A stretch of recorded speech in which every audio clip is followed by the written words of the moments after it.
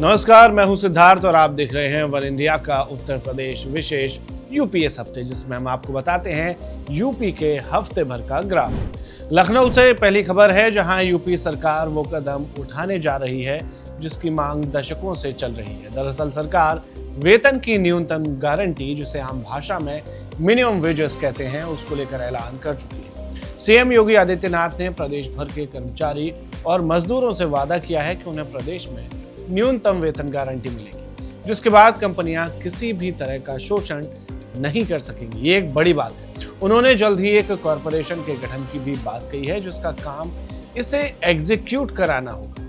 इसके दायरे में वो कर्मचारी और मजदूर भी होंगे जिनकी नियुक्ति आउटसोर्सिंग पर हुई है। आम भाषा में कहें तो ठेके या कॉन्ट्रैक्ट पर काम करने वाले कर्मचारी या मजदूर। इसमें अतिरिक्त जो भी खर्चा आएगा, सरकार उसकी जिम्मेदारी खुद उठाएगी। श्रमिकों की सुरक्षा के लिए श्रम न्याय सेतु पोर्टल, औद्योगिक न्यायाधिकरण वेबसाइट और ई कोर्ट पोर्टल की शुरुआत की है, जिसका काम श्रमिकों के लिए आने वाली चुनौतियों, विवादों और उनके साथ होने वाले शोषण के मामलों का निपटारा करना होगा। इसके अलावा अटल आवासीय विद्यालयों की डिजिटल निगरानी के लिए भी एक अलग पोर्टल की शुरुआत की गई है, जो सभी विद्यालयों की रियल टाइम सिचुएशन और डिजिटल निगरानी उपलब्ध कराएगी। मंगलवार को लखनऊ के इंदिरा गांधी प्रतिष्ठान में रोजगार मेले में बड़ी तादाद में युवाओं ने हिस्सा लिया, जिसमें 1818 बच्चों का चयन हुआ। इसमें 12 से लेकर 45,000 तक अलग अलग कैटेगरी में नौकरियां थीं, जिनमें बच्चों का चयन हुआ। इसमें से 468 युवा ऐसे रहे जिन्हें 30 से 35,000 रुपए की नौकरी मिली। साथ ही 12 से 17,000 रुपए वाली श्रम आधारित नौकरियों के लिए भी 900 उम्मीदवारों का सिलेक्शन हुआ, जबकि 450 उम्मीदवार ऐसे रहे जिन्हें 30 से 35,000 की तनख्वाह वाली इंटरनेशनल कैटेगरी में जॉब्स ऑफर हुई। कुल 150 कंपनियों ने इस मेले में हिस्सा लिया था, जिसमें स्टेट, नेशनल और इंटरनेशनल लेवल तक की कंपनियां थीं जिन्होंने ये जॉब्स दिए हैं, जिसके बाद लोगों ने भी अपना फीडबैक दिया है। मंगलवार से चला नौकरियों का सिलसिला बुधवार को भी जारी रहा। फर्क बस इतना था कि कल नौकरियां अलग अलग कंपनियों द्वारा दी गई थी और बुधवार को यूपी सरकार ने खुद नियुक्ति पत्र बांटे, जिसमें 2425 नौकरियों के नियुक्ति पत्र उम्मीदवारों को दिए गए। इसके पहले सरकार के पिछले 8 सालों में बाल विकास एवं पुष्टाहार विभाग ने कई कदम उठाए। इस दौरान 75 जिलों में 19,424 आंगनबाड़ी कार्यकर्ताओं की भर्ती हुई। 3,000 से अधिक सहायिकाओं को प्रमोशन भी दिए गए। मिनी आंगनबाड़ी की 22,290 वर्कर्स को मुख्य में तब्दील कर उनका भी वेतन बढ़ाया गया है। साथ ही 320 लोगों को भी नियमित कर दिया गया है। यूपी में एक और अच्छी योजना आने वाली है, इसकी घोषणा भी हो चुकी है। दरअसल सरकार अब पूरे उत्तर प्रदेश में सरकारी प्री स्कूल खोलने की ओर बढ़ रही है।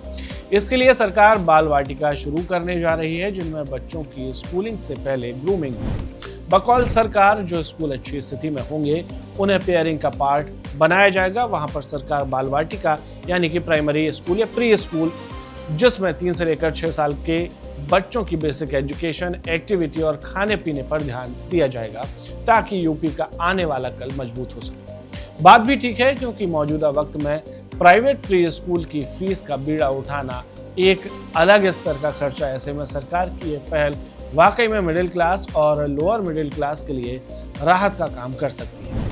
Uttar Pradesh global manufacturing hub बनने के लिए पूरी कोशिश कर रहा है। इसके लिए सूबे की सरकार ने इलेक्ट्रॉनिक्स कंपोनेंट मैन्युफैक्चरिंग पॉलिसी 2025 लागू करने के निर्देश दिए। क्या है ये पॉलिसी, वो भी जान लीजिए। इस पॉलिसी का टारगेट अगले 5 साल में $50 बिलियन तक का प्रोडक्शन करना और राज्य में तकरीबन 10 लाख डायरेक्ट और इनडायरेक्ट जॉब्स क्रिएट करना है।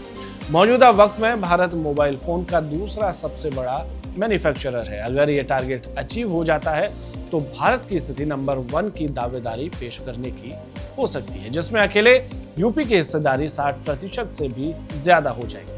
अगर साल 2014-15 की बात करें तो तब 1.9 लाख करोड़ के प्रोडक्ट्स यूपी मैन्युफैक्चर करता था, जो कि साल 2024-25 आते आते 11.3 लाख करोड़ रुपए तक पहुंच गया है, जिसमें केवल मोबाइल फोन का प्रोडक्शन 18,000 करोड़ रुपए से बढ़कर 5,45,000 लाख करोड़ रुपए तक पहुंच गया है, जिसमें 2 लाख करोड़ रुपए के मोबाइल फोन यूपी से दूसरे देशों में भेजे जा रहे हैं। इसके अलावा 37,000 करोड़ रुपए के इलेक्ट्रॉनिक्स हार्डवेयर भी यूपी एक्सपोर्ट कर रहा है। जो कंपनियां आने वाले वक्त में और बेहतर परफॉर्म करेंगी, सरकार उन्हें अच्छे इंसेंटिव्स भी दे सकती है।